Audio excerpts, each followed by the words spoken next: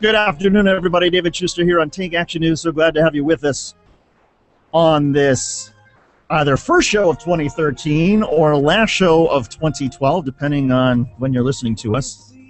Thanks to everybody who's listening to us over WEAC Radio, WPWC 1480 AM in Washington, D.C. Also, thanks to all of you who are watching us over Take Action News TV, the YouTube channel. It's taking the nation by storm. Well, it will. I cannot wait for this particular segment. Piers Morgan, and look, we're all about giving the latest on Take Action, the things that you can do to influence outcomes. We tell you what the news is and what you can do to influence outcomes. Well, the news a couple weeks ago, right after the Newtown, Connecticut shooting, was that Piers Morgan, the host on CNN, had a series of guests on that he disagreed with, and they were gun rights advocates, and he called one of them stupid. Said, "You're stupid." And as a result of that, a number of gun advocates, members of the NRA and others, started a petition. They noticed, as a lot of us have, that you can petition the White House, and if you get 25,000 signatures on any issue, then the White House has said it will give an official response. So there was this petition that started on whitehouse.gov, a petition drive to deport Piers Morgan. Deport the guy. He's a British citizen, or at least he was. And according to the petition, this guy should not be using his platform to take aim at constitutional rights. The petition has now received, as of this show, 75,000 signatures. In other words, they've reached the 25,000 times 3.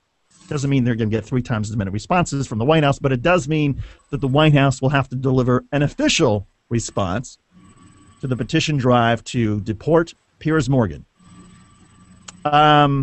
Daniel Marins, we talk a lot about progressive groups and those on the left who are using these petition drives to great success. I think they're figuring it out on the right as well, even if it's a stunt or a gimmick. But they're using it to great effect. That's right, David. I mean, look. At the end of the day, I'm thrilled. Welcome to the 21st century, conservatives. I'm glad you've developed some online tools. I know that there are now some liberals who made a lot of money doing online organizing for liberals, the folks at change.org, the folks at Nation Builder, who've now basically cashed in and turned to the conservatives to double their money. I've got mixed feelings about them, but the point being this is sort of inevitable. At the end of the day, though, the validity of the question also still matters, and the validity of the cause. And I think that in this case, conservatives are totally ridiculous.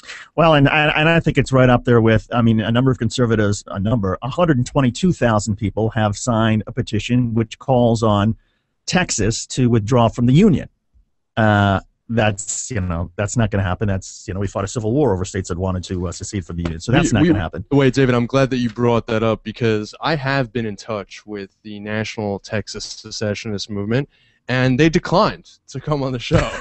And that was very disappointing. I'm hoping that a student leader, someone from the University of Texas, it's been very, very big amongst high school and college students. This is something you should know, that the Texas Secession Movement is very popular with them.